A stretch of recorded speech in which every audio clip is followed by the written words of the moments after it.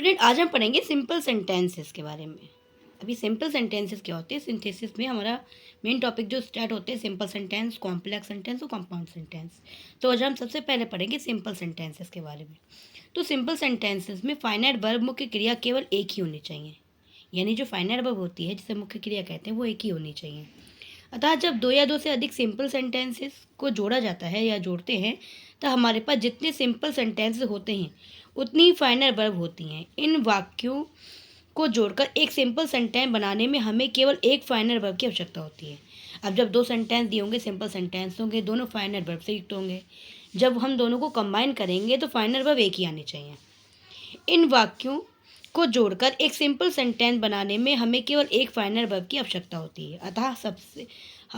अतः पहले ध्यानपूर्वक ये तय कर ले कि कौन सी फाइनल वर्ब को रखना नितांत आवश्यक है। अब दोनों सेंटेंसेस को पढ़ेंगे हम लोग, तब पता लगाएंगे कि सबसे पहले इसमें कौन सी ऐसी फाइनल वर्ब दिख रही है जो ज़रूरी है लगाना। इसके अतिरिक्त शेष क्रियाओं को हटाने के लिए निम्नलिखित नियमों का सहारा लेते हैं। अब जो हम लोग यूज़ करते हैं रूल्स, उसमें सबसे पहला रूल आता है आपका रूल्स ऑफ पार्टिसिपल, यानी पार्टिसिपल का यूज़ करके हम लोग दो सिंपल सेंटेंसेस को एक सिंपल सेंटेंस कैसे बनाते हैं। तो पार्टिसिपल का यूज़ करके, जैसा कि आप पढ़ चुके हैं, पार्टिसिपल तीन प्रकार के होते हैं: प्रेजेंट पार्टिसिपल, पास्ट पार्टिसिपल और परफेक्ट पार्टिसिपल। अब ये प्रेजेंट पार्टिसिपल क्या होता है? वर्ब की फर्स्ट फॉर्म में आईएनजी जोड़कर बनता है। ये जो हमारा प्रेजेंट पार्टिसिपल होता है ये वर्ब की फर्स्ट फॉर्म में आईएनजी जोड़कर बनता है, जैसे गोइंग, रनिंग एक्सेट्रा। ठीक है, इनका प्रयोग उस समय करना चाहिए जब एक ही सेंटेंस के द्वारा दो सब्जेक्ट के द्वारा दो कार्य एक साथ किए जाए या एक कार्य के तुरंत बाद दूसरा कार्य किया जाए। जब दो कार्य एक साथ किए जाते हैं वहाँ पे हम लोग प्रेजेंट पार्टिसिपल का यूज़ करते हैं। आपको बताया गया कि प्रेजेंट पार्टिसिपल वर्ब की फर्स्ट फॉर्म में आईएनजी जोड़ के बनता है। ठीक है, अब देख लेते हैं एग्जाम्पल। अब ये सेंटेंसेस दिए, सेपरेट जो सेंटेंसेस दिए दोनों सिंपल सेंटेंस है। कैसे? शी वेंट आउट, वो बाहर गई, चली गई। शी वाज स्माइलिंग, मुस्कुरा रही थी, वो बाहर चले गई, मुस्कुरा रही थी। इससे अच्छा हम कह दें कि वो मुस्कुराते बाहर चले गई, तो हम इसको कंबाइन कर देंगे, शी वेंट आउट स्माइलिंग। हमने देखा कि हमने इसमें एक फाइनल वर्ब का यूज़ कर दिया, ये पार्टिसिपल का लगा दिया हमने। ठीक है, अगला एग्जाम्पल देख लेते हैं। ही ओपन द बुक, उसने पुस्तक खोली। ही बिगिन टू रीड, पढ़ने लगा। इससे अच्छा हम कह दें वो पुस्तक खोलकर पढ़ने लगा। तो opening the book he begin to read, हमने देखा, हमने ओपनिंग लगा दिया, ये हमारा पार्टिसिपल है। क्या है? ये प्रेजेंट पार्टिसिपल, क्योंकि वर्ब की फर्स्ट फॉर्म में आईएनजी जोड़ के बना दिया हमने। और हमने सब्जेक्ट की जगह ला दी, यहाँ पे ऑब्जेक्ट की जगह लगाया था, या सब्जेक्ट की जगह लगा दिया। Opening the book he begin to read, हमने कॉमा लगा के सेंटेंस को ऐड कर दिया, लेकिन हमारी एक ही फाइनल वर्ब इसमें है। ओके, सेकंड पे आता है आपका पास्ट पार्टिसिपल। ये पास्ट है, यहाँ प्रेजेंट नहीं है, पास्ट है। पास्ट पार्टिसिपल, अब ये पास्ट पार्टिसिपल क्या होता है? ये वर्ब की थर्ड फॉर्म से बनता है, जैसे कॉट, बॉट आदि, तथा एडजेक्टिव का कार्य करता है। ये क्या करेगा? ये एडजेक्टिव की तरह करेगा। एडजेक्टिव का क्या काम होता है? किसी नाउन को या प्रोनाउन को मॉडिफाई करने का या विशेषता बताने का, है ना। तो ये क्या करेगा? ये एडजेक्टिव का काम करता है और नाउन की विशेषता बताता है।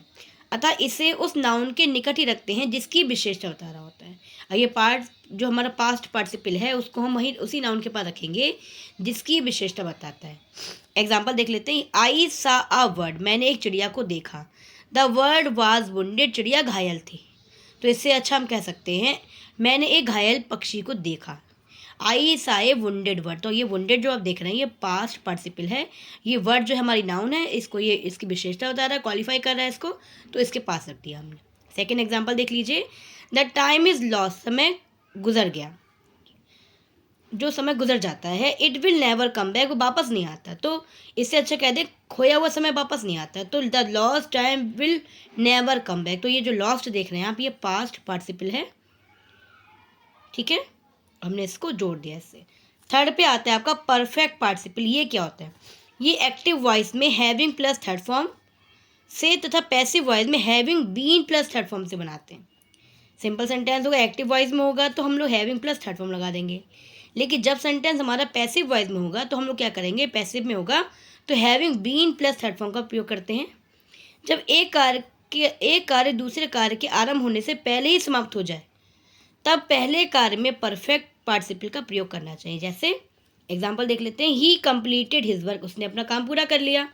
ही वेंट होम, वो घर चला गया। तो पहले अपना काम पूरा किया, उसके बाद घर गया, है ना।